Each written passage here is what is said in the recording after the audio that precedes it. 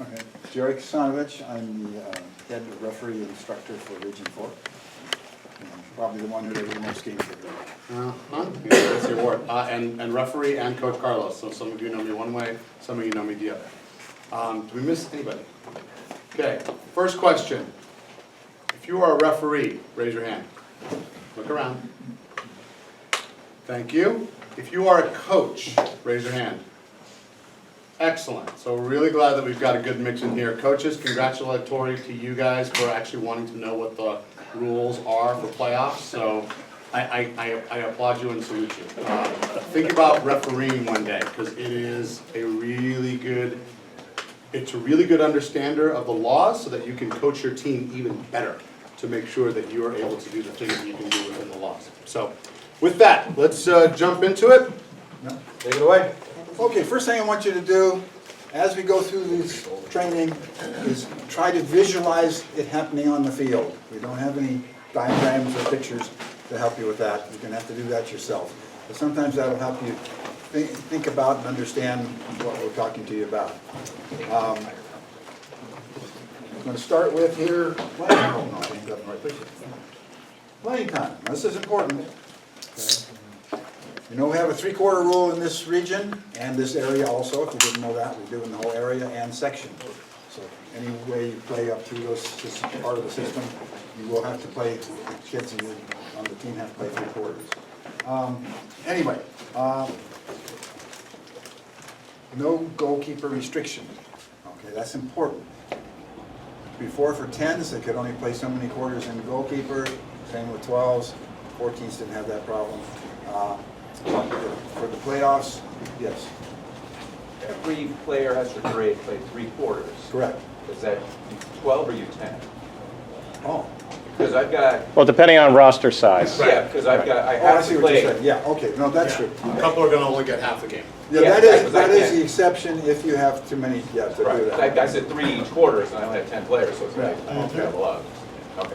Yep. Okay. You won't get dinged for But that. you might want to be thinking three quarters, yeah, if we happen to have that mathematical problem in a sense, then obviously you won't. But it is important to understand, goalkeepers may play the whole match in goal if the coach wants them to and they meet the three-quarter rule. But if they need to have that player out to make sure everybody else gets their three quarters, then they wouldn't be able to play the whole match. Okay? So, but that is a change that we do for the playoffs.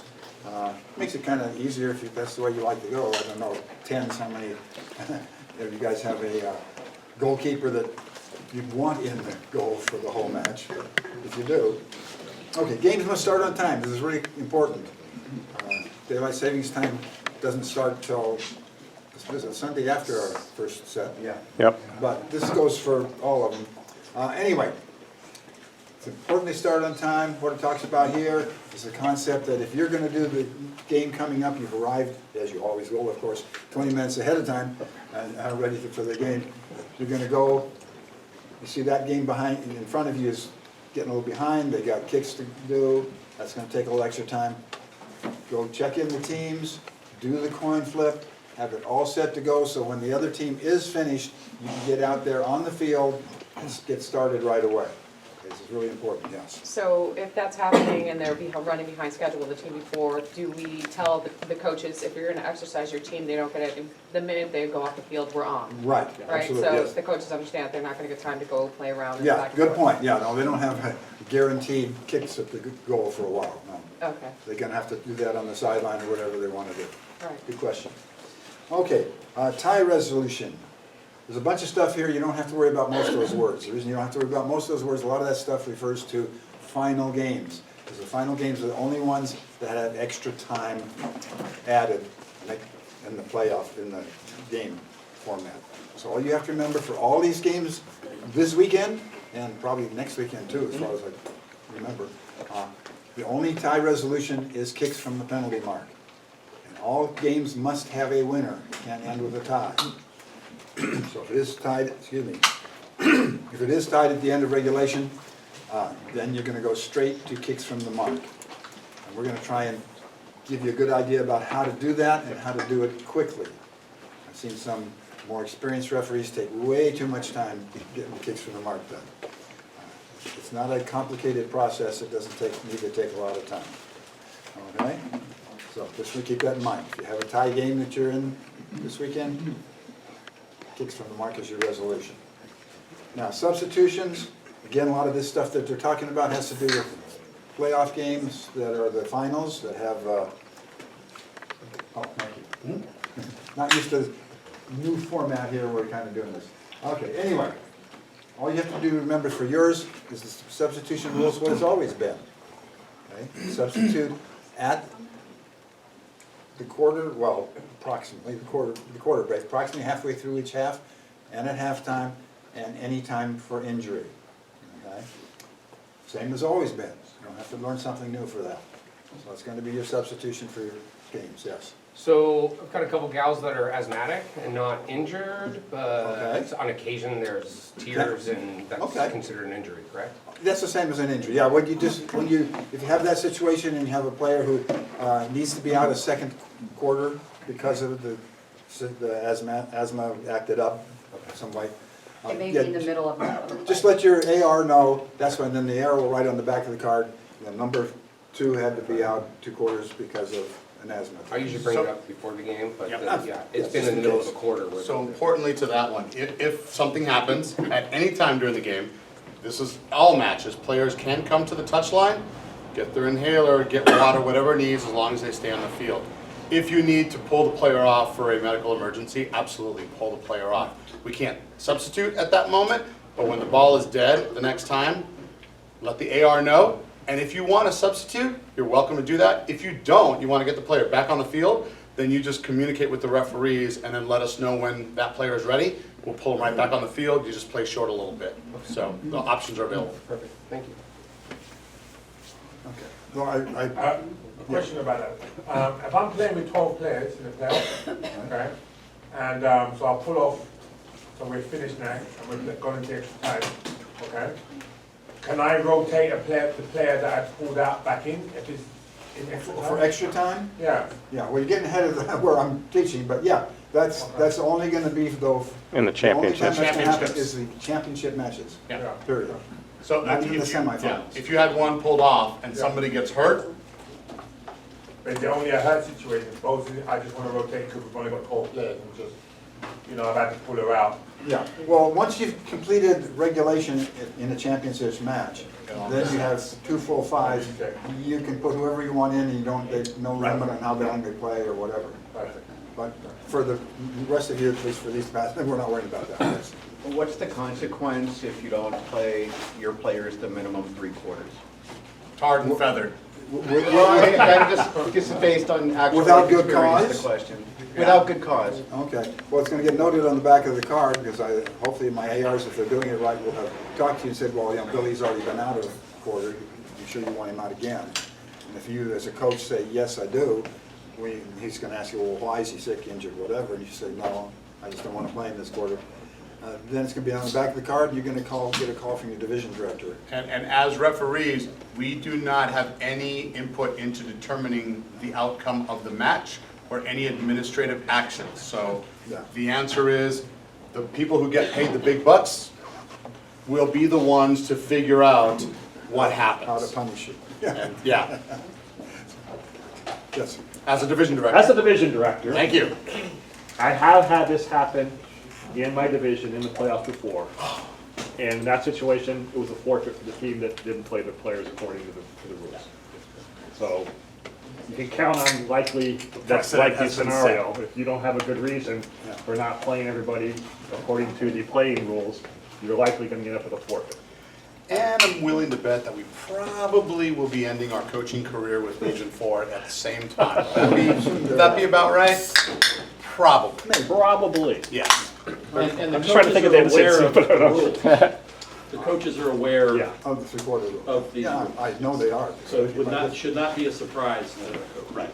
And But- also, can I just make a statement, because this weekend we had a newer AR, and as a, center rep or someone is a center rep, it's our job to check their cards quarterly and make sure that they're being written properly. It's However. your job to check the games at the end At of the the game. end, but also not it is, quarterly. No. but if I'm not sure, just to check it at the You can half. totally check Oh, it, but sure. that's, you don't, because otherwise we're taking time from the kids playing Okay. with cards being checked. But, but another question, it goes in accordance with this, is that it's important for the coaches also, when you're signing on that, make sure that we marked it properly too. We're human, Yes. and just to make sure, because we don't want that scenario to happen whatsoever, and we don't take a picture of the game cards.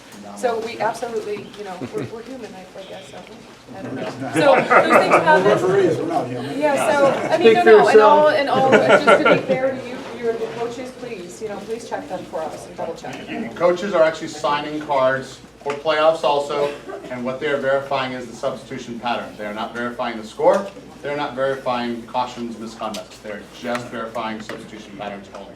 Yes, sir. Just for clarification, kicks from the mark, it's still just the players that are on the field, just before kicks from the mark. Kicks from the mark, just the players who are in at the fourth quarter for all matches and in the second overtime for the championship. We were about to get to that shortly, but anyway, good question. Yep. No, it's not there, but. No, it's not there. We have more.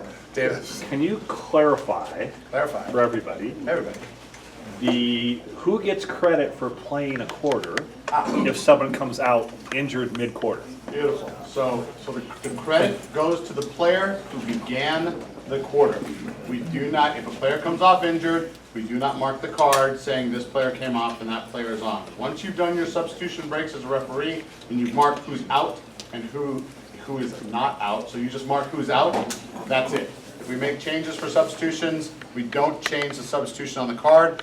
If something smells funny to you as a referee, just saying, this one player who said, no, coach, I'm fine. No, you're hurt. Come on over here. If something smells funny to you, there's a back of the card that says additional comments. Player number was taken out third quarter, did not appear injured. Coach insisted they come out. Done and done. So if they are, as you see, as a referee, you see that they're injured, you don't need to mark an additional comments that the player came out? No, not for that quarter. Now, if they're gonna be out next quarter also because of that injury. And they've already been out a quarter? Okay, So so for back the full a card. game, if they're out for the full game, then you mark You it. could, on that card, put number 5, injured leg could not continue. But not like if they leave halfway. If they leave halfway through a quarter, you don't need to mark anything. Or even 2 minutes. Or even 10 seconds of the quarter. Once they started that quarter in, they get credit for being in the whole quarter, and the one who was out gets credit for being out that whole quarter. Yep.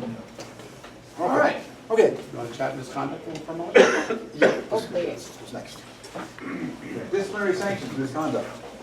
We fortunately, have very little need for that in our region, but once in a while it happens.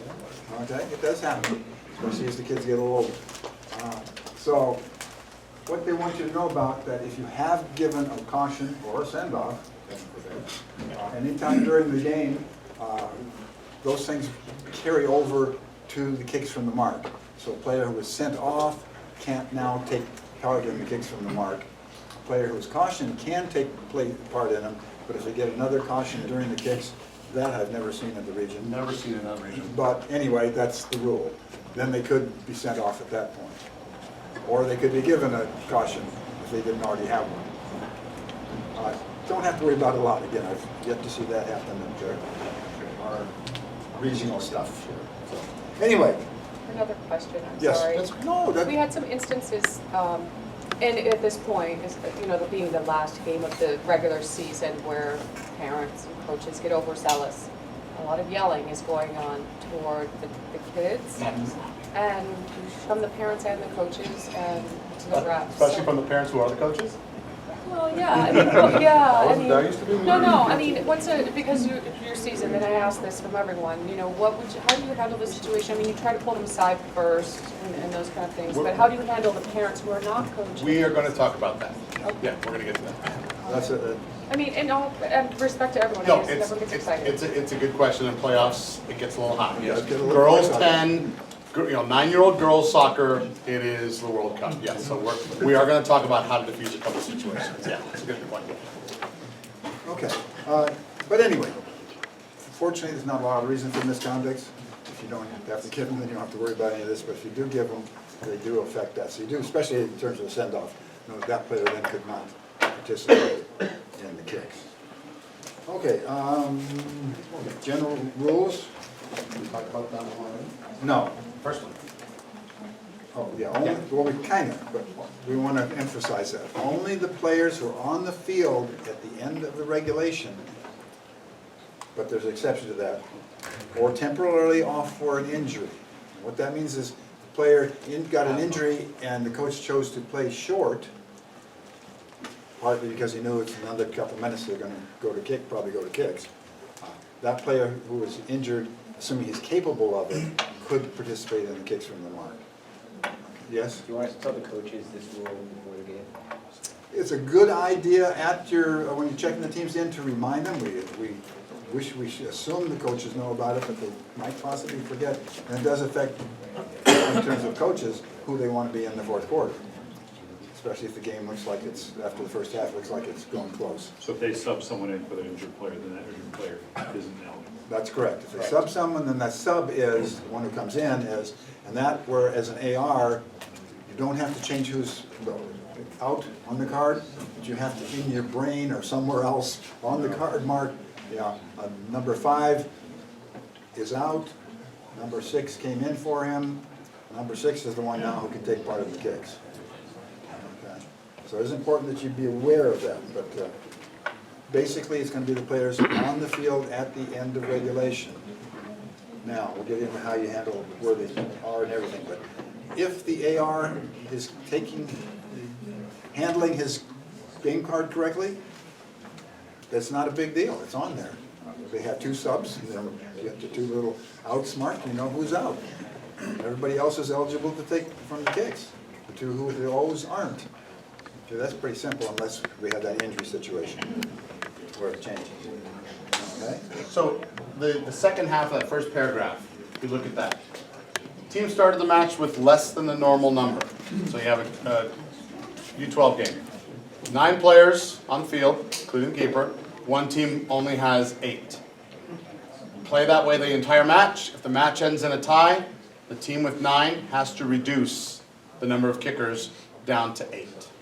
Okay? It reduced to equate phrase, that's Right. what that means. 2 teams of 11. Someone gets a red card in the match, and then that same team gets a second red card in the match. Now they only have 9 eligible kickers. If we're tied, we go into playoffs in the 14s. The team that had 11 must also reduce down to 9 kickers for kicks from the mark. Any questions about reducing down? Great. Now, there's one, though, additional part about that. If after you start kicks, and the team that you've already reduced to equate once, and one of the teams then at that point has one of their players injured during kicks, it can happen, and that player cannot continue, you can't substitute for that player. So now, the team that had, what we were talking about, the 8 instead of 9, now has 7. The other team then has to reduce to equate also to equal theirs. You had mentioned 11, but if it's just the kids that are on the field at the end of regulation, because just 9 kids will be kicking. Yeah, so I mentioned 11 for 14, Yeah, for U14s, yeah. But whatever the regulation number is, Yeah. correct. But the only reason you need to reduce the equate is if when you start kicks, the team has at least one short. Right. For illness, injury, misconduct, that's unlikely, but still. Had somewhere else to be. Yeah. The lowest number, of course. Right. The lowest number, truly regardless of reason. So, the number of kicks, so that determines the number of them penalty kicks. That determines the number of kickers. That does not determine the number of penalty kicks. We'll talk about that Yeah, we'll get to in a that. moment. Yeah. Okay. The number of people who are eligible to take kicks. So that reduce to equate's important to remember. It doesn't usually happen, but once in a while there'll be a team for whatever number of reasons just has less players. They don't have the maximum number that are supposed to be on the field. So, anyway, again, it doesn't happen too often, but it can. All right, skipping ahead. Well, Procedures. Well, I didn't, there's something else here I wanted to mention. No, I talked about that. Okay, we're good. Okay. Now, if you read FIFA laws, because nobody's allowed on the field but the players, if they're gonna do kicks, that's still it. there's the players. And the captains kind of rule what happens with the kicks. We aren't dealing with adults, we're not dealing with professionals. So when we go to kicks from the mark, we allow, remember we know who can't kick, it's marked on the card. We allow all the players and both coaches, if there's two, to come on the field at the halfway line. There's the center circle. Team came on from this side, they're going to be located at the center circle where it intersects the halfway line.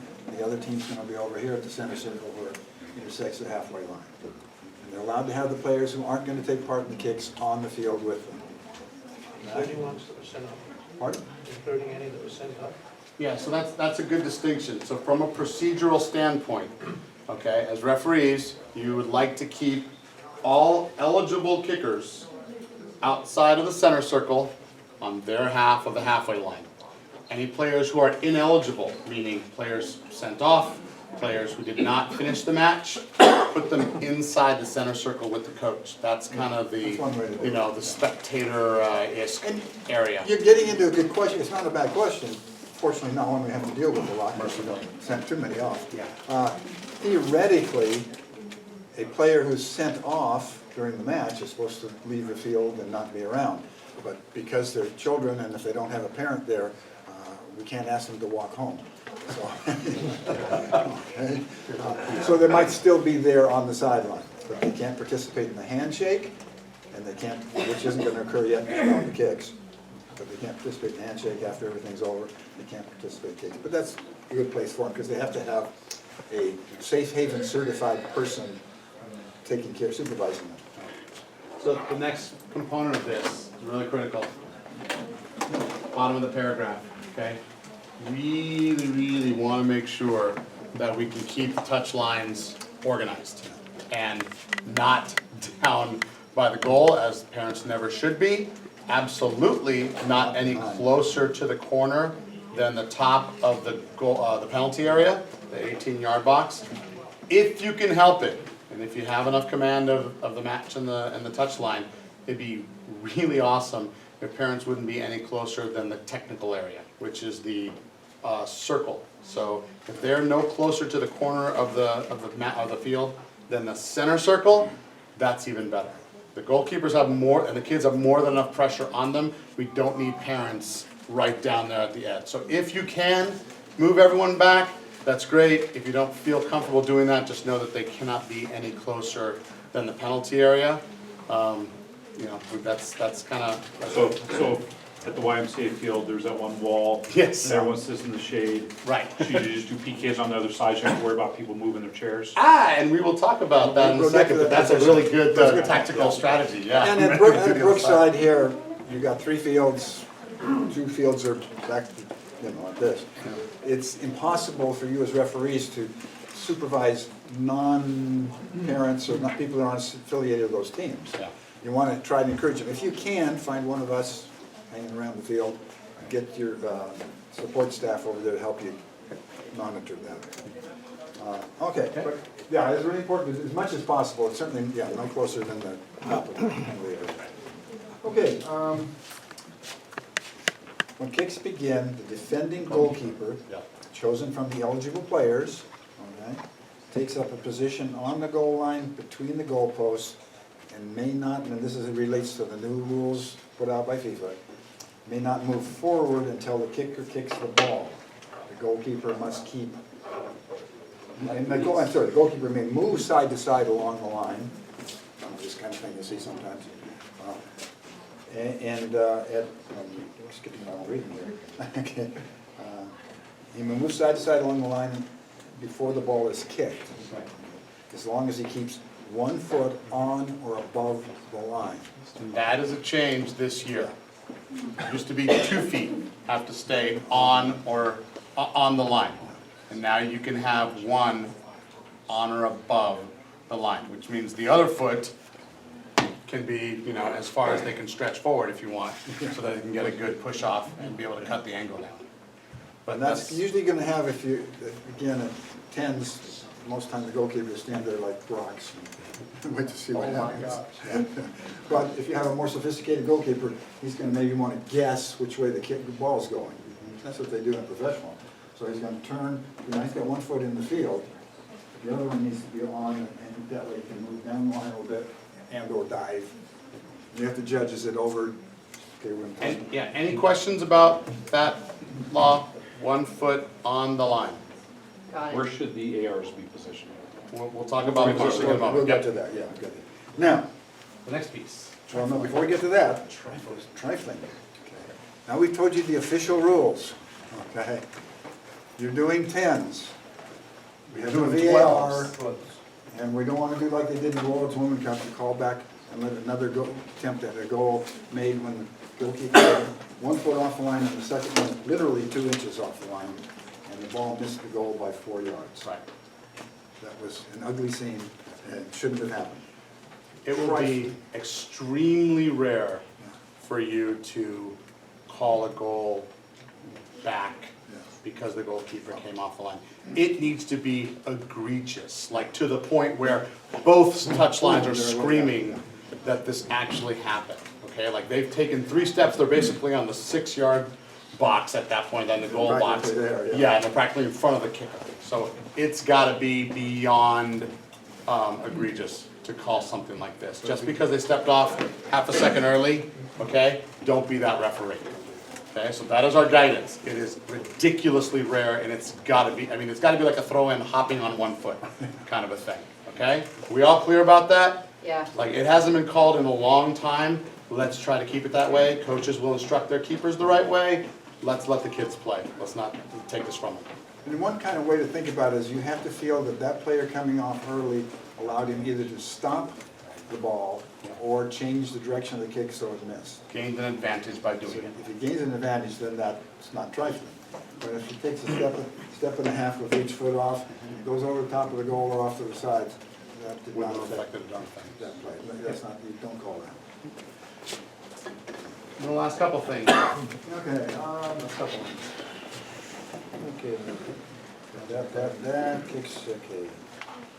Oh, yes, keeper does, because this AYSO, coach may choose to change keepers every time there's a kicker. I hope he won't, because that would really take a long time to do it. But basically, he can change goalkeepers with players who are eligible to participate at any point in time. Just has to let the referee know he wants to do that, so they can make the change. No one has to wear a goalkeeper jersey. Okay? Again, what a mess if they had to change the keeper every time, took his jersey every time. Okay, so if he wants to put some player who up there, I mean, it's going to be no argument about who's the goalkeeper, it's the guy standing on the line. There's no rebounds, so we're good. There's no rebounds. All right? Yes. Okay. All right, sorry, I had a question. You said there's no rebound. That means if the goalkeeper catch the ball back to the kicker, can the kicker shoot? No. Once the keeper has made a play and the kick has ended, and we're not gonna get into the great detail about, well, what if the ball bounces off the goalkeeper's hands in a weird spin and bounces up in the air, and yeah. Once the ball is no longer moving towards the goal in any way, it's done. So if the keeper blocks it and it's going away from goal, you're done. That kick is over. However, there's an exception. He goes to block it, goes off his hands and hits the crossbar. Wait and see what happens. Wait and see what happens. We did have a situation where that happened, came back, hit the goalkeeper in the back, and then went in the goal. Goal. Just go. Yes. And that was but that's really rare. Just, like you said, so as soon as it's momentum towards the goal is completely stopped, or has missed entirely, top, over the sides and out, then it's over. No second shots in. Okay. So, coming to your question on how many kicks. Okay. It's basically, everybody thinks it is 5 kicks, and most of the time it will probably be that, 5 kicks by each team. Now, who takes the kicks first? That's up to the coach. He does not have to give the referee a list of who's going to kick and in what order. They used to do that a long number of years ago. Anyway, he may pick a different person every time. It's up to him. Okay? I mean, he may start it out thinking, well, I'll just bing bang this way, and then he changes his mind, whatever. You're not going to know that anyway because he hasn't told you. Okay? So, the first 5 kickers are going to take a kick, one at a, alternating, one from each team, until all 5 kicks are completed, unless one team gets more goals than the other team can possibly get in what's left. In other words, if one team makes the first 3 goals, 3 kicks into the goal, and the other team misses the first 3, well, there's only 2 more kicks left. They can't get 3 goals and 2 kicks. The game is over. Who goes first? Okay, we'll get to that. Yep. That's okay. Good question, but anyway. Yeah, we're gonna do procedures in a moment. Yeah. We're just But going this is through important to the rules. remember that, so generally speaking, we'll get into procedures, but the referee's gonna keep a record of what's happening, and we hope his assistants will also be keeping a record, so we can back each other up on that. Because you can get the situation where one team's made 4 goals, and one's made 2, and you've got 1 kick left. Well, again, the same situation. At that point, the game is over. You can't get 2 goals and 1 kick. Okay, anyway. Gotta be 5 different kids, right? No, it doesn't, and that's what we're just talking about. So, players start, and each player can only take 1 kick up until you have to go around the horn. So if there are a total of 9 players, 12U game, all 9 players need to kick, and if you're still tied after 9, then you go back around the horn again in the order that they, no, in any order, in any order. Yeah, the second, if they go past, if they have to go around to the second time, but no one player can take a second kick until all the eligible players have taken 1 kick. Right. Does that make sense? So that's why we're saying it's not how many kicks are taken, it depends on what the score is. So it's the first 5, and then it's the best of 5. If you're still tied after the first 5 kicks, then you're going 1 and 1, 1 and 1, 1 and 1, 1 and 1, until somebody gets 1 and the other one doesn't. I'm sorry if you covered this. How do you determine which team kicks first? So we'll answer the question easily, there's a coin toss. Yeah, we'll talk about that. There's a procedure, but yeah, there's a coin toss. Sort of the scorecard, each of these goal kicks, in a separate, make a column or something like that? Or? So yeah, we are gonna cover the procedures, but you're basically going to mark that, you know, all those lines, all those extra lines at the bottom of the scorecard, you're gonna make yourself a little grid, and you're gonna mark them in there. Yeah, go ahead. Ron wants to give away. Yeah, we want to give away some prizes, because that's why we're here, right? So, who's got the other, the numbers? 5 kicks and one team's 1 goal ahead, even if it's 1 goal to 0, that's ahead, then the game is over. Right? If it's tied at the end of 5 kicks, as Carlos said, then you go 1 and 1 until one team successfully kicks it and one doesn't. And it can go a long time. Partly because they'll have a lot of misses, especially the 10s. They're not too good at this. Okay, anyway, but you keep going until there is a winner. At that point, on your game card, you're going to mark down the winner. So let's say the end of regulation, it was 2-2. All right? You know that. So one team wins, no matter how many kicks they make and the other team makes it. If they make 4 and the other makes 2, then it's over. You don't give them 4 points, just 1 point. Just add 1 point to the score to show that blue team won 3-2. So that's really easy. Okay. That's it. All right, Ron, now would be a good time for a raffle. Way to go.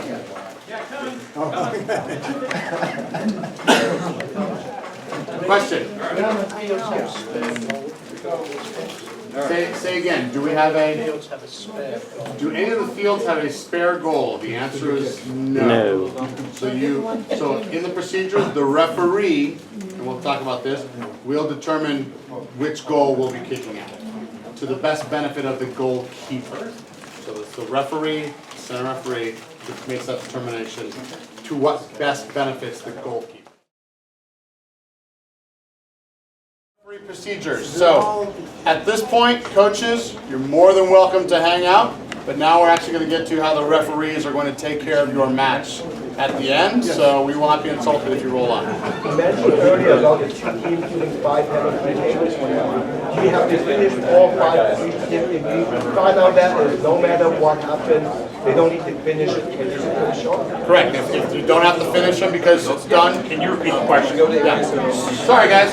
So the question was, Quiet! hold on, guys. But just let them get out for a second. So the question was, if you don't have to finish, if you cannot, excuse me, if you don't need to finish all 5 kicks because you're going to have a winner, you do not need to have all 5 kicks taken just so that kids can get experience of taking a penalty kick. Okay? Because sometimes that's happened. Coaches are like, well, listen, I want these other 2 to take one to get ready for the championship. Yeah, that's what practice is for. So you don't, once the number of kicks are done to determine a winner, it's done. No more kicks. Thank you, everyone. Shake hands. Off you go. Thank you. By the way, didn't mention before we leave tonight, I have a copy of these rules and procedures for everybody before you leave, so be sure to pick one up.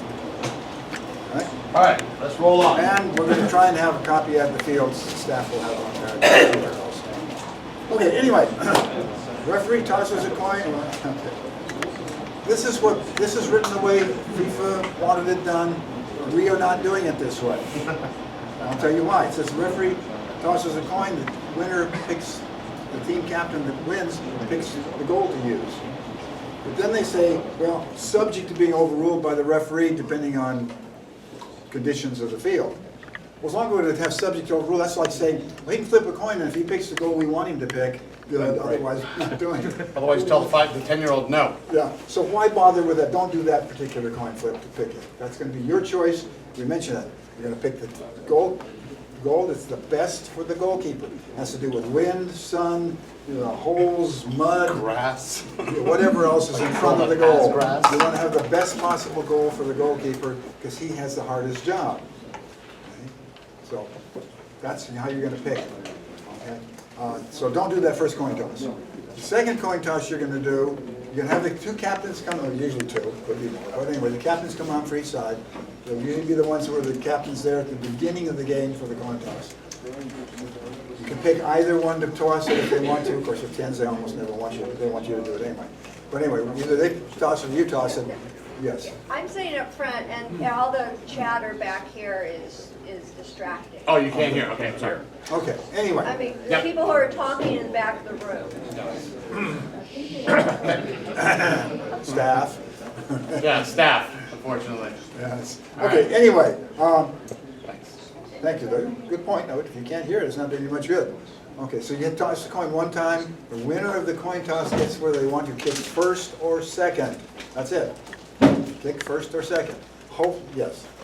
Who gets to call, home team or visitor? There's no rule. However you want to do it. It doesn't matter. Okay, you decide. My rule is whoever I had tossed at the beginning of the game, tossed the coin, I give the option to toss it to the other side, but you don't have to do that. Yeah. I say with 10s, most of the time they're going to want to keep the referee to toss. Referee's judgment. Some of us let the home team call it. Some of us let the visitors. There's no rule, whatever you want to do. Referee's judgment. Anyway, so they get first. Hopefully they will have asked the coach before they came out there what he wants them to do if they win. Because otherwise they'll turn around, Coach, what do you want us to do? No, you got to wait until they get the coach's attention and they tell you. So anyway, first or second. Once they make that decision, that's the only decisions they got to make. Then the next thing you're going to do is walk the goalkeepers, assigned goalkeepers, up to the, I take it back. There's one other thing, well, that's under referee responsibilities. Yeah. We'll wait on that. But anyway, you got that decided. Now, you're going to, as referee, that's the guy in the center, we try not to say center referee, but everybody does. The referee is going to keep a track of that. So on your little game card, in your little booklet, whatever you got, this, you're going to write down in there. I like blank paper, but that's some of them you have the formal things. There's places to do that. If you get a full pad when you got the packet, there's actually some kicks from the mark game things in the back just for that. But somewhere we want to be able to write down for the blue team and the red team. You can put down the number of each kicker and whether they make it or not. Put a little plus, put a little minus, whatever works for you. And then the next kicker each side. Just be sure you get them on the right side under the right team. One of your ARs, the lead AR, now remember you picked the goal, so the lead AR is going to be that was his goal to work on. He's gonna be there, he's gonna be helping you with judging, was the ball wholly across the line and was there keeper movement that affected play? Okay, stress that affected. I talked to you about that before. Okay. And then your other referee, the trail referee's gonna be back, he's gonna have both game cards. He's also gonna keep track of who scores. Now, you can put it on the back of the card, you can do a lot of different ways. I like it, you have the player's number, usually a little space on the right. And I can put a plus or minus there. And that works until they go all around the horn and start again, then you gotta find another place to put it. Anyway, yes. Can you determine who the lead referee is based on experience? Or is it- If you want, yeah, there's no absolute rule on that. Yeah. So keep in mind, when the referees are doing the procedures, you want to have the, how can I put this, most administratively savvy referee who will be with the teams, keeping track of who takes what kick. Okay? Because that's strangely enough, that's one of the most important pieces. The other referee will take position to determine did the ball completely and wholly cross the line. So judgments can be made based upon experience, not necessarily. Yeah, so anyways, yeah, it doesn't have to be the one I mentioned, it can be either way, but that's sort of standard. Is the coach in the center of the field of the two teams? Yes. Coach, excuse me, the Referee. Oh, referee, okay. Supposed to tell or should tell each coach which of his players are not eligible, just to confirm it with the coach? You could, but we're hoping he has enough sense to know who was out the last quarter. The coaches should know, however, since the referee in the center of the field with the two teams will have both game cards, this is critical, will have both game cards, that referee is in the best position to determine it. As the player is walking up, when the coach is, all right, Sarah, you're up. As Sarah's walking up, that referee with two game cards better be looking and make sure that number 7 was not out in the fourth quarter. That is their responsibility. If they were out not eligible, then he tells coach, no, Sarah can't kick. Right. So is it, like you said before, good to put the coaches and the ineligible people in the circle? That That's way, one of the if anyone's reasons in the why I do circle. it. they just Right can on the go. edge of it, but yeah. Yeah. It's That's a one of little the reasons close. why I do it, so I can talk to them. So I don't have to yell it across the field. Hey, coach, you can't kick. Okay, all right. And as I already told you, the coach doesn't have to give you a predetermined list of any sort of, whatever, don't worry about that. 5 kicks, okay, alternately taken. We covered all this. Yeah, I think we covered most of this, I was trying to read them quickly to whatever was next. We talked about the first paragraph already. We've already talked about any eligible player can substitute, we talked about that. We talked about the exception.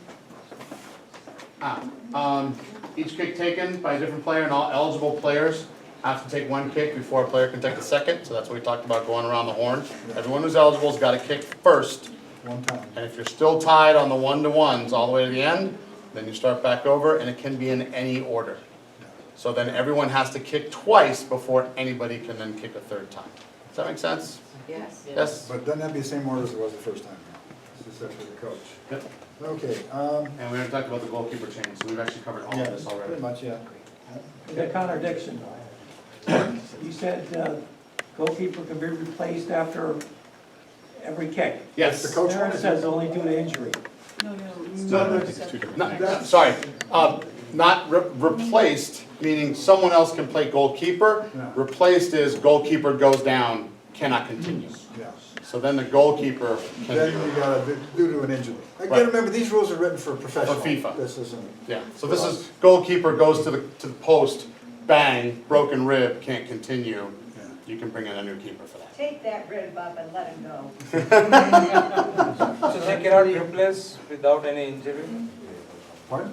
Let's say coach wants to replace the goalkeeper for whatever reason. Yeah, for whatever reason. Yeah, it doesn't have to be. They can an injury. replace it. With the eligible players. Any eligible player Any can eligible. be the And they goalkeeper go doing back kicks from the for mark. kicking or And no? they can go back and kick, and Well, they they can, have to kick one of the kicks before we go around again. if you go to the full number. But if they're injured and unable to continue, that could reduce the team, right? So if they're injured and unable to continue, and there is no substitute available, then yes, the other team may need to reduce down to equate. Yes, sir. I can see this happening. The coach, the goalkeeper that the coach wants is on the bench in the fourth period. Boy, that was dumb. Yeah. Now they say, well, the goalkeeper who's there is injured in the fourth period. We can't have him, they're no longer able to play in the, No, coach, I'm fine. No, you're not. so Again. what happens if the goalkeeper is hurt in the fourth period? They don't substitute for him, but they're hurt and they can't continue. And again, so it is a situation where if something smells fishy, write it on the back of the card. This is naughtiness that I have actually seen before, and as a coach, I've heard other coaches say, it's like, well, you know, I'm just gonna make sure that's all, but it's unlikely. So again, we're not there to make those decisions in judgment. We're not administrative staff. You notate it on the card, and you let the people who make the big bucks make those decisions. You as the referee are there to officiate the match, make sure the rules are followed, make sure procedures are done. Determining outcomes, that's not our job. We just record, and we make sure the game is fair, safe, and fun for the kids. And we'll let the experts handle the naughtiness. If it is a legitimate injury to the goalkeeper, And then it's not a problem. and we as a referee are not in the position Then you of could determining pull someone from the legitimacy or not. sideline. Right. Well, Yeah. it's not a sideline, remember, Well, we have it's them not. all out on the field anyway, but. Well, the game is tied at the end of regulation. Yeah. Goalkeeper on the field is injured, cannot continue. You can substitute for that goalkeeper from someone who was not in the. Absolutely. Yes. Okay. Yes. Can I jump in for a sec? Sure. I don't know if it's been said or not, but at Brookside on Saturday, both David and Robert should be there pretty much all day, in addition to Thanks, Jacob, guys. who is not here tonight. So there will be at a minimum one, if not two or three of us at Brookside to help, and they'll see what's going on, and if there's if we're going to kicks, you know, they can assist you in that. Also, we have games going at 3:45, as late as 3:45 at Brookside and at Westlake. So if we go to kicks, we gotta do it fast. Well, Westlake, we still get the lights, don't we, at Westlake? Won't We get have the lights? Yeah. Yeah. Okay. We should get the All lights right. at Westlake. Brookside. Brookside, yeah. Yeah, we gotta keep it Shouldn't be a moving, problem because this if we weekend. don't start that last game until, if we're way late, we're gonna really be in trouble. So, yeah, we just gotta, if we're in a tie situation, just get going as fast as you can and get it going. Well, that's why I said that start, if you arrive in the team before you're still going, and it's late, be sure and do your check-in there, coin flip everything on the side. Don't Yeah, start. there's usually enough time at Brookside, but things happen and. Yeah. Like every game before you went to kicks and Right. Okay. Be careful there, this one reminds you down the bottom, what was not in here, I guess. Hey Jerry, Can we do more raffles? what if you are doing the second to the last game at Brookside and you're running really late? You cut the time short. Ooh, Howard, what a provocateur you are. What's the score? I mean, Yeah.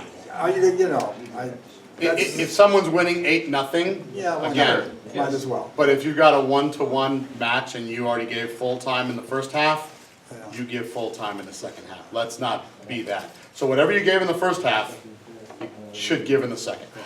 Okay? Unless score dictates, yeah, I can probably trim a minute off of this thing because they all want to go home too. So. Hopefully All right. that'll happen. So, I think we've covered everything there. We've also covered this as well. So, match officials, where everybody's got to be. Goalkeeper, who's a teammate of the kicker, has to remain in the field. That's important. You said that, yeah. So, goalkeepers, always staying on the field, okay? If this is your goal mouth, right in here, one goalkeeper is actually playing. The other goalkeeper is over off to the side to where they cannot be a distraction. Behind, because the AR is gonna be here on the line. Right, so the other goalkeeper is behind the AR where they can't be a distraction to either their opposing goalkeeper or, strangely enough, their own kicker. Because I've seen goalkeepers heckle their own kicker who's about to get out there. Right? It's awesome. Missed that one. Boys 14, they're just fantastic. They really are. All right, so keep the goalkeepers away so that they're not heckling their own teammate. It's happening. And the AR is halfway between the flag and the goal. Is that where they should? And the AR, you want to be able to be in a spot where you can see clearly. Depending on the field, but yeah, Yeah, about so if you that. think of the penalty area as it meets the goal area, somewhere between the goal area and penalty area intersections is where you want to be. Because also you don't want to interfere You don't want to distract with the kicker. Or the kicker, yeah. Right. Okay, moving along, we're almost getting there. Raffle? All right, so this is where you want to be, and again, this will all be provided on field, and you'll have a copy right now. So, We kind of talked about some of these already. yep. So assistant referee, again, first assistant, second assistant, senior assistant, whatever you want to call it. The one that's staying back with the coaches. Right, whoever's hanging out back with the coaches, all right? You want to be between the two teams. It's a good helpful thing. Between the two coaches, because you don't know how it's been during the whole match sometimes. All right? As someone's walking up to take the kick, you just make sure that they are eligible to take that kick, since you have both cards in your hand and you're the only one who has both cards in their hand. So you have to know if they're eligible or not. Okay? This is one of those where if you don't feel comfortable with this seat, we can reseat you. If you don't want to sit next to the emergency exit row, you need to be comfortable that you know your deal if you're going to be up there with the coaches. Otherwise, sign up to take the goal line. That'll be the easier one. Okay? Making sure that no eligible player kicks a second time. All right? Many of the center referees, the referees, will also keep track on their own, not because we don't trust you up there, okay, but just because 2 confirmations are better than just 1. You want to record, only thing you're recording is was a goal scored or not. You can do X, you can do plus, whatever you want to do that works for you, just record a system. And then lastly, when a winner is determined, it is you who are up there with the teams who tell the referee, we're done. Okay, referee will probably keep track as well, but you're the one who officially is supposed to let them know that you're done. Okay, any questions on staying up by with the coaches in between the two teams, keeping the peace? I have one. I don't understand the third bullet right there. The third bullet. Yeah, the third bullet right there. So the third bullet only comes into play when, let's say we have a 10U match, boys 10U at Brookside. They have a total of how many eligible kickers at the end of the game, assuming no one is injured or no one has been thrown out of the game? 7. They have 7. So when those 7 players, so the first 5 players kick, and we're tied 5-5. Then player number 6 kicks, scores. Player number 6 on the other team kicks, scores, 6-6. Player number 7 misses. Player number 7 on the other team misses also. We are still tied 6-6 and all 7 eligible players have kicked. We now go around the horn and the coach can now have one of the 7 players take their second kick because all eligible players have kicked. That's what that bullet means. So now another player of the original 7 can come in and take their second kick. And it doesn't have to be the same order. Any player can come and take the kick, and they can completely do a new order for that second round of second kicks. On the 7. Yeah. So the other 3 are out of the picture. They're out of the picture because they were not eligible. They're sitting there cheering, but that's... Yes, or thankful that they're not up there taking penalty kicks, because it's The nerve-wracking. walk of death from there to the... To miss, shit, yes, yeah. it's awful. All right, so let's move it on. Second referee. So this is the one who took the less administrative role, and you are standing down on the goal line. Okay. First of all, if the ball is mostly over the goal line, is that a goal? No. 99% of the ball is over the goal line. No. Parents screaming on the other touchline, "That's a goal! That's a goal! That's a goal!" Because that's such a great view. Okay. No. So the entirety of the ball, and you need to be 1,000% sure that the entirety of the ball crossed. If you've got a goalkeeper on the ground with their arm and hand on the ball, and you cannot see that the whole ball is in, you can't see that the whole ball is in. Don't make an assumption, don't make a guess, don't listen to the reaction of one of the sidelines or the other. Visually verify that there is space between the white line and the ball. You've got to see some grass or dirt in between that, and you're the only one who's going to have that view. The center referee is not going to have the view. Will somebody paint straight white lines at Brookside? Straight white lines? Come on. You know, you ask for so much. I mean, you got to go with the lines that are there. I love Field 3 that has that cool indent over there on the far side. That's awesome. Malibu's better. And Malibu. The endless, it was the end of the world. So anyway, just remind you, the whole of the ball means not here. Because somebody didn't, I understood what you're saying. If you might see grass under it, that doesn't mean the whole of the ball is in the net. Right. Yeah, that outside edge has to have crossed wholly across the back part of the line. That's when you want to see a little daylight right there. Okay, just want to remind you of that. So bullet number 2, okay? So we have one goalkeeper who's in the goal. We already talked about this. And then our second goalkeeper will be standing behind the referee on the goal line and making sure that they are not distracting the goalkeeper, the opposite goalkeeper, or their own kicker. Okay, so proper place here. The kick gets taken, this goalkeeper comes over here, that goalkeeper goes ahead and gets in goal, and then we just switch like this. And if they're subbing, you still have to have at least one goalkeeper there at all times. If we're gonna switch keepers, great, send them on down and this one gets out. And if we do that walking back and forth a couple times, it's okay. Coach is treating this like it's the World Cup because he's trying to, you know, play some sort of mind game, but it is allowed. It's like, come on, coach, if this is gonna be the keeper, then just. Some of the guy you put in there is your best guy. I don't know why you wouldn't be, but anyway. Question? What if your keeper's in the first 5? Then no problem. If your keeper's in the first 5 and they are standing here, when it's their turn to kick, coach will usually say it's our keeper. The keeper will go ahead and go up and take their kick. Sorry, the keeper was in goal, actually. So I take that back. The keeper would be in goal because if the keeper's in goal, okay, the next kickers will be the opposite team, which is who I represent. So then I would come up and become the kicker. And that goalkeeper rotates in. Good question. All right, moving on. We talked about the ball crossing the goal. We talked, so assist the center referee. Assist, not insist. Okay? Assist the center referee in determining if any infringement is particularly unlawful by the goalkeeper. So, first of all, let's be clear. This should not be called unless it is something to the level of halfway to the goal. That. Okay? If they've taken 2 steps out before the ball's ever kicked, that's probably a bit of an infringement, you know, or as soon as the whistle gets blown, this person starts running up to try and jump on the ball. Those are the only situations, okay? If you are watching the keeper's feet and you see 1 foot back, 1 up, and the keeper steps, and then you hear the kick, this is fine, okay? And especially if the ball is like out over 40 yards over the goal. If it didn't affect the kick, let's all move on, okay? So this really should not be called. In the unlikely scenario that you think you might have saw something, what's the number 1 thing that we don't want to do? This.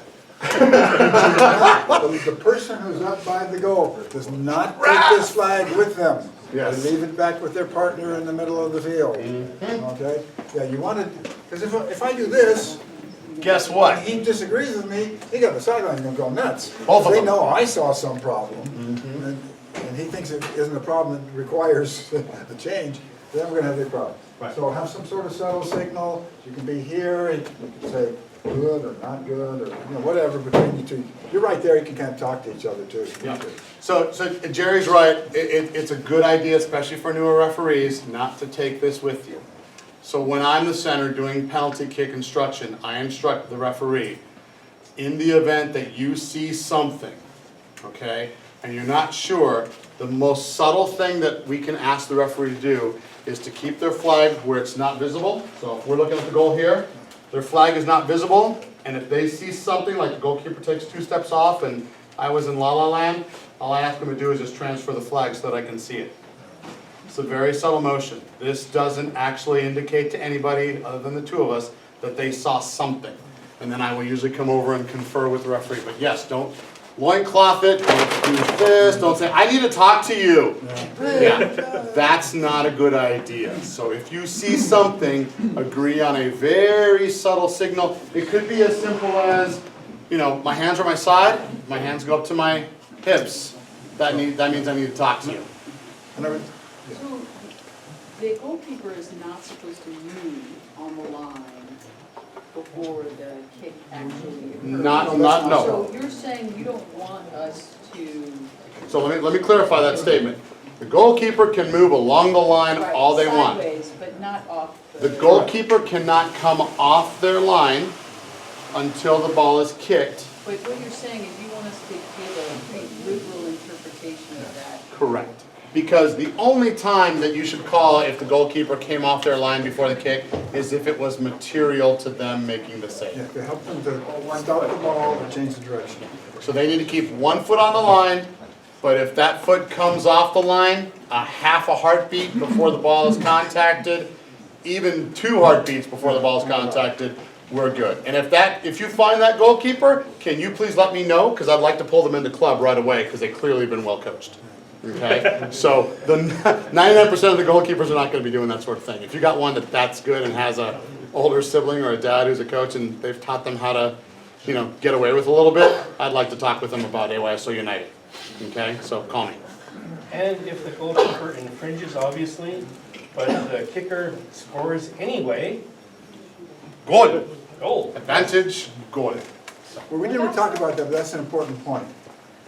Even if you feel there was an infraction, let the kick go and be completed, because completed might mean they missed, before you have any decision-making to do. Yep. You might feel there was an infraction by the keeper or the kicker, but he misses it, that's it. We're not gonna let him do it again. And again, if there's an infraction by the goalkeeper and he makes it, we're not gonna take his goal away to punish the keeper. So let the kick be completed first, then decide whether you need to do something or not. All the ARs, are you good with those procedures? Very. Center circle Fine. and line? Got it. Yes, I'm looking around, I So wanna just one see. other question. I So wanna if they see eyes and score, do you heads. put the flag up? No. So you don't hold the flag If they up? score, you don't do a darn thing. What Carlos is saying is true, because in a penalty kick, not kicks from the mark. Right. A penalty kick during the match, the AR still has his flag. We're not asking him to give it up in that situation. That's when the subtle movement from one side to the other is good. I would prefer, and I tell my ARs that on kicks from the mark, leave the flag behind, because there's too much temptation to do something with it. Okay? Yeah. I like, this is good, you know. Yeah, this is not a good thing, no, don't do this. It's like, No, I'm kidding about that part, but some subtle sign that you've worked out ahead of time, so both of you know what you're doing. So let's move on to what the center referee does. We've talked about the coin toss already. So you're coin tossing, who gets the choice of do they want to kick first or do they want to kick second? It's not, well, I want to let them choose. They get to kick first or kick second. That's the choice, okay? The referee then verifies the position of the ball. So, does the referee place the ball for the player, come on over here, young lady, place the ball for the player on the penalty spot? No, they absolutely do not. The referee hands the ball to the kicker and says, the penalty spot is right there, and the kicker will place the ball down on the penalty spot wherever they feel it's got the right juju. Okay, so they need to feel the grass, and I've seen some Most of them really move it crazy around a things. little bit, however Right. they want it, this one. So the player gets ready to kick the ball, okay, and this is actually perfect. So she is going to be kicking at you guys, the goalkeeper. Actually, you know what? Well, can I hold you up just a second? Oh, you While you're having her place the ball, yes. get her number. Yes. You gotta keep track of the numbers, who does what too, there's the referee. So it's a great time to get her number. You've given her the ball, she's over bending over, you can look at her back and get her number. So, I tell you what, young lady, you come over here as you're going to take a penalty kick into the screen, okay? So you come over here and be the kicker. Jerry, you want to be the goalkeeper? Sure. So, as the referee... Kick hard, okay? Yeah, exactly. Go ahead, hammer away. As the referee, where do I want to take position if I'm the center referee? Okay? This is an open question. Where is the best place for the referee to be when the penalty kick is being taken? Down here by the goalkeeper, maybe? No. Ready? Standing right next to the kicker, perhaps? No. I call from the other AR. So the best place to be is outside of the eyesight of the kicker. You want the kicker to be fully undistracted. So if a right-footed kicker is here, this is a good position to take. You are just above and opposite of their dominant foot. If the kicker runs up and kicks it left-footed, hey, you know what? Good for you that you can do that fancy. But this is where goalkeeper's there, the assistant referee is down here. And Dave, can you take position as the center referee? And the center referee is right there, blows their whistle for the kick to be taken. Does that mean that the kicker now must proceed immediately to take the kick? No. Is there a time limit on how long the kicker has before they take the kick? No. No, there is not. There was a coach who used to instruct their kickers to take 15, 20, 25 seconds before they take the kick because it drives the goalkeepers insane. Okay? There is no time limit. If you see one of these happen, where the kicker's clearly been instructed, the coach is like, you know, after the kick, eventually, when it happens, then it's a good idea to go up and chat with the coach and say, I appreciate your tactical genius, okay? But I'm pretty sure Coach Bradley, you know, and Coach Ellis probably don't have their national team players do it, so if we could just move this along, that'd be really appreciated. Thank you. So in a nice, polite way, not, dude, seriously? Okay, now if I know the coach, I may actually say that, dude, come on. And what happens when the coach says no? What happens When to when the continue coach to have says the player no? wait 25 seconds, which this coach did. Yes, the coach says no, I will have every one of my players take 30 seconds and you will like it, okay? Honestly, that's what happens. If the coach basically doesn't want to move them along, you just gotta sit there a little bit and live with it, okay? But fortunately, it's... We don't usually have that unless it's a coach who doesn't like you as the referee. Then they might do it a little bit to mess with you, but yeah. And how much time you wait? 30? You wait as long as that player wants to wait. And honestly, the kids cannot hold that long. 30 seconds to them is like 4. Okay, so they won't wait. Question or comment? After the first time I see it, I might talk to the player. The second time, I'm giving a yellow for deliberately delaying the restart of play. So, that is one approach to take. However, our guidance and instruction is that you don't talk to the player because that is not your job. Your job is to officiate the match. The player is, according to the laws, the player is actually not delaying the restart at this time. Okay, they are not delaying the restart because there is no time bound to the restart. So if they take the 30 seconds, they take the 30 seconds. If coach has every single one of them do it, coach has every single one of them do it. AYSO Region 4 rule. See what I'm saying? You hear the words coming out of my mouth. Yes, I do. Okay, good. So do not caution a player because the coach has instructed them to take 30 plus seconds. Okay? You can look it up all day long. All right, so we blow the whistle for the kick to be taken. We make sure the kicker and the goalkeeper, all right, are not doing anything naughty. We confirm visually, not audibly, that the goal is in. So as the referee, when I see the kick taken and it looks like there's a goal and I'm standing over here, the referee gives me a look and I'm like this, and it's a goal. Some of them will be obvious. Some referees like to point to the center circle. Some referees are like, we're in, we're good, because everybody saw it. Now I want to back up just a second, Okay. because this is really important. The kicker may not kick the ball until you blow the whistle. So make sure they understand that. The kids, they're nervous, they're up there to kick, and you just casually over here say, okay, wait for my whistle. And they run right They up. weren't even listening to you. Walk up to them, maybe show a whistle. Make sure, wait for my whistle. Because what happens is if they kick it before you blow the whistle, and you got score. a disaster. If they score, you got to take it back. If they don't score, you give them another shot at it. Who is the whistle really for? Is it for the kicker? Yes. It's for the goalkeeper. The whistle is to let the keeper know that the kick could come any time between now and Armageddon. Okay? So it's really for the goalkeeper. If the shooter shoots and the keeper didn't hear whistle, it's not fair to them to allow that goal to continue. And you're going to be very popular with one of the touchdowns. How strict are we to be with the 10-year-olds if they kind of flub and double tap the ball? Yes, so if a kicking motion is made on the ball, at that moment, that is the final kicking motion. If there is a second, so if it's one of those, I just grazed it and the ball just dribbles forward, and then I run up and kick it again, They can't do that. blow whistle, wave it off, next kick. However, Can't retake it. No mulligan. as you What said, if they ten. miss? What if they miss? What if they miss the ball completely? Charlie Brown it. Yeah. Right? Run up from 30 yards away, full sprint, and totally miss it.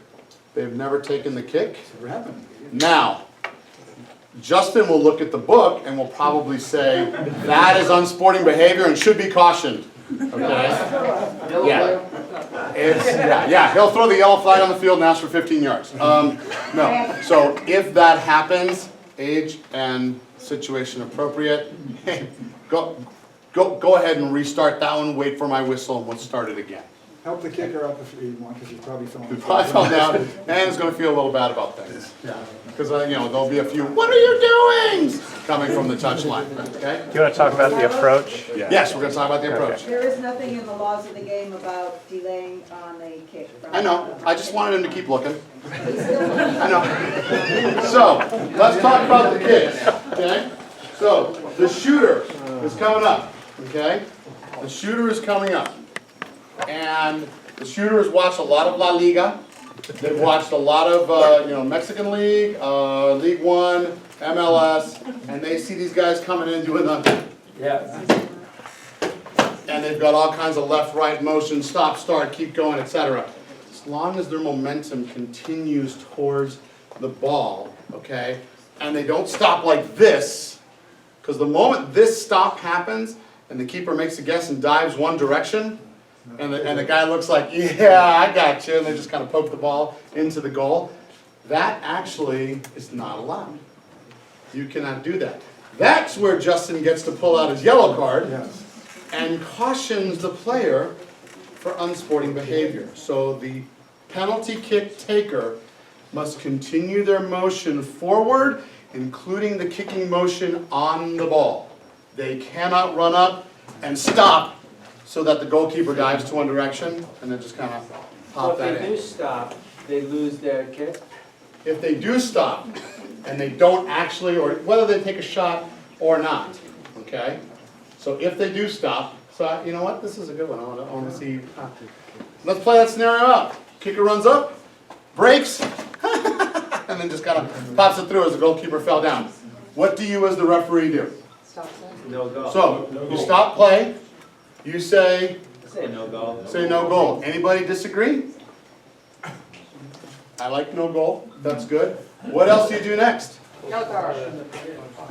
Reach to the flag, yellow card to player, front sport to the hair. Player's like, what? What? I didn't do anything. Coach is going crazy, parents are going crazy. Okay? But everybody else saw it. Now what? Does the player get to retake that kick? No. Yes. She says, yes, I want to take a kick again. Because they have already touched it. And they had an infraction. No. That's if they kick it, go ahead and kick it. Right. If they stop and don't kick it. Then they can take it.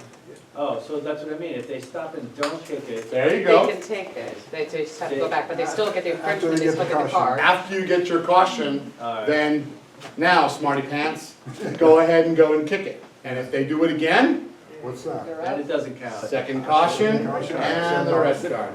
But the moment that they do it, fake it, and this is why. Do you blow your whistle when they stop? No. Let the situation play out, because you do want them to actually take that Much kick better, yeah. and Then you can whistle, deny it, you can take the goal away from them. walk towards them. There you go. Goal done. No goal. No goal. Next team. Okay? Very, very rare, only in the 14s have I ever seen it once, where the player did that full stop and laughed and then like rolled it in there. I've only ever seen it once, okay? But as long as they're moving forward, they can do all these stutter steps, fancy, and even try to Ravona, whatever the heck they want to do, okay? But they cannot fully stop with the intent to mess the keeper. Question over there, yes? How do you determine this is intentionally missed or, unintentional miss? Because they can just run and pretend it missed, and then they shoot again, right? So How you determine this is very consistent with Law 5. What are those famous words in Law 5? In the opinion of the referee. You with the whistle and the sexy three-stripe black socks are the only, and the super cute shorts, are the only one who makes that determination of whether or not they were doing it intentionally or not. Okay, good question. You would be able to tell, again, tens can miss, you'll know when they accidentally missed it, they'll fall on their back and they'll, whatever. All right, and then lastly but not leastly, when it's all done, when you confirm with the referee down here that someone's a winner, how many whistle blows? Good. When the game is tied at the end of the game, how many whistle blows? Two. Only two, because we are not done yet. It's There's just like the halftime. You're just saying, more well, action that- to come. Yep. That's, period is over, what's going on. So, trifling. Folks, we can't stress it enough. We've said it 2 times. We're going to say it a 3rd time. Trifling. Yes, you are the smartest person on the field because you came to this training session, you've been properly trained, you know what to do, you know what the laws are, you even read the law book when you're questioned as to whether or not something is actually in there or not, okay? I think they're on the phone now, looking on the phone. But only if, okay, you really think it's an infringement.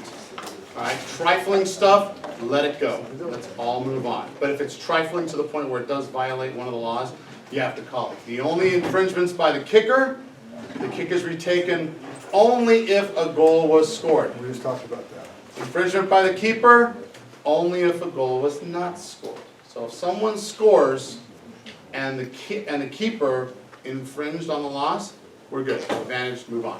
Wouldn't hurt to maybe talk to him if he infringed by coming off too soon. Right. Just remind him, but no. If the kicker goes and does the fake and the goalkeeper's 3 steps off their line and it's just an absolute debacle, re-kick it. Okay, re-kick it. All right? Any eligible player may take a re-kick provided it's not kicked in the round. Okay? So, this is another, you know what, I'm not even going to cover that. That is so never going to happen. We're done. We're done with that. Yeah. All right, let's move on. Last one. Click the click. I don't believe. Click the click. Ta-da. Anything that we have not, I find this hard to believe, but it's possible. Anything that we have not covered tonight on the procedures of taking the penalty kick, okay, or the administrative procedures at the end of the match. Everyone's completely ready to center referee the championship match, right? Yep. Awesome. Would like to add though. Please. Don't mess around getting started. You've blown your whistle, the match is, that second period, the fourth period is done, if you want to think of it that way. The second half is done. You've blown your whistle twice. Don't fiddle around getting started. Nope. Let's go. Again, time is a killer for us. Let's go. Give the teams a run off the sideline to get their drink. You and your assistant referees will briefly talk to see, make sure who's going to be up front, who's going to hold the game cards. Right? That's all that the 3 of you need to know. Then call the captains out. They can bring the drink with them if they want. They won't hurt their coin flip. Bring the captains out, do the coin flip, find out what's doing, and get going. Okay? Because this is what I've seen referees, again, experienced referees take 10 minutes to get started. Yeah, We don't have that. we're just gonna run out of time. Yeah. Okay, so before we go, yeah. Well, maybe you guys will get to this. Do we follow the same procedure with CGI Sports to get on the schedule? Yes. Yeah. Signing up for playoff games. Yeah. Take Okay, it, sir. so the schedule is One other now. question after this, but. Oh, yeah, okay. So the schedule's now posted. Some of you have already signed up for games. Thank you for that. Some of you have dropped games, so I'm hoping, because I'm getting emails like you've dropped games, so I'm hoping it's just because you're rearranging your schedule. You found out your child's playing at that time or something? I get a message saying the data administrator has not opened it yet. Okay, well, that was earlier, so we opened it up maybe around 3 o'clock. I just signed up half an hour. Yeah. So it's open now. Get in there There's quickly. plenty of games. Okay, now, we know the requirement is 1 game, but we really need you guys to do more than that. Because if we're only doing 1 each, we are not gonna get our games covered. We've got more games this Saturday than we've had at any point during the season, and we've had trouble every week getting our games You covered. sign me for all games after 12, I do it. Outstanding. All right, He excellent. signed up for 6 for the I would back hand game. you Done. this, but that would be against the And spirit. your other question? I have. This just has to do with, we're hearing all this stuff about, the wind, storms and stuff. Were you guys, gonna make an announcement tomorrow as far as practices and closing the fields and all that stuff? Mr. Regional Commissioner? Yeah, so unless there's smoke, we probably still go ahead and have practices. It's up to the teams, you know, practice in the wind, you play in the wind, you know. Right. We shouldn't have too much damage at our fields for things. You know, it's up to So yourself. it's up to smoke generally then? Yeah, generally that, Or or fire, you know. Yeah. But, you know, if it's windy, you're certainly welcome to go practice. If you think it's too windy, or parents think it's too windy, they don't want their kids out in it, that's their own prerogative, Right. of course. But I don't envision us closing because of wind necessarily. It's supposed to get pretty windy. I know. Yeah, shouldn't be. Hopefully we play Saturday. Yep. Sure we will. Yes, sir. It's out of this context, but is there a place to complain about a bad ref? To complain about a bad ref, It's possible, right? That ref is not missing in this everything. region. Never heard of that. Right. That's not Yeah, possible. so if there are concerns about a referee and you're trying to find a way to help them become a better referee, you want to let the, Robert Padine know, get on the website and go ahead. No, I'm and not say- a coach. I know, but yes, there is a mechanism with which coaches can communicate. There's a form under documents on the website. Yep. So field incident, or whether it's a spectator, a coach, a referee, anything in the field you think was an issue. Not about bad calls necessarily, that's something you do directly with the But as a fellow referee referee, commission. feel free to email Robert. Yeah, We'll follow up. if that can be helpful. If the referee you see is actually misinterpreting the laws, that's a really good time to report that. Right, To get it sure. squared away. Yeah, right. Other extra games this weekend? There are extra matches Yes. this weekend. Yeah, that's I've why got- we have I've got more. 3 of them. Yeah. There's 3 at Westlake and 2 at Two at Brookside. Yeah, so Yeah. I've got 3 of those, yeah, so 5 sign, extra. 5 total extra Yeah. games, so please, and that's why, that's 15 more slots than we normally have, in addition to every team playing, just about every team playing this weekend, so. yeah. Okay, so one more thing before Before. we hand this out. Oh, hold on, So one more over question, where- sorry, oh, one yeah. more question. 2 questions. So Two questions. we still have practice next week if the team advances. Yes, So, keep your same practice slot. okay. Second question, how much buffer do we have between each game? Because you have Very, very little, like, There's not. If What we- what we have is basically the same times. At Westlake Community Park, we do push it at that midday, so it's a 1:15 start instead of 1 o'clock, which I've done at Brookside. At Brookside this Saturday, we'll push the starts to 1:15, 2:30, and 3:45. So there's a little bit of extra time, kind of midday, to see if we need to catch up a little bit, but there's very little time. Of course, at Brookside, the matches are shorter than they are at Westlake Park. Shouldn't have too much trouble staying on schedule, but if honestly. every match on that In field theory, goes to just getting from through the mark, kicks. Kicks from the mark takes at least 10 minutes, and that's on a really well. So the thing is, if you're on a crew working the next match, check in the other teams that are set to play, let the coach know you're not gonna have any time on the field to warm up. There's plenty of space off the field to go get warmed up. You're not gonna line up and shoot on goal and all that other garbage. You tell them to get going, and you blow your whistle and get them on the field. And just start the clock. Okay, so over where Robert is and Dave, so we've got a couple plaques for, we had a couple longtime volunteers who are no longer with us, who passed away in the last. We had some coins made up, real special with their image, and so you're welcome to take a look at that and grab a coin if you desire on your way out. And we also have pins over there. We're going to give those plaques to the families. They're both longtime community volunteers. Volunteered long after their kids had left the program. I mean, I'm talking like 30 plus years.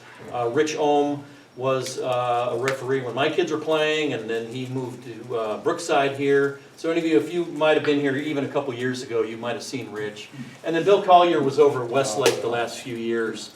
So anyway, we're going to give those to the families along with some extra coins. And feel free to take a coin or two and a pin there. And as I'm getting emotional, call that another. Yep, all right.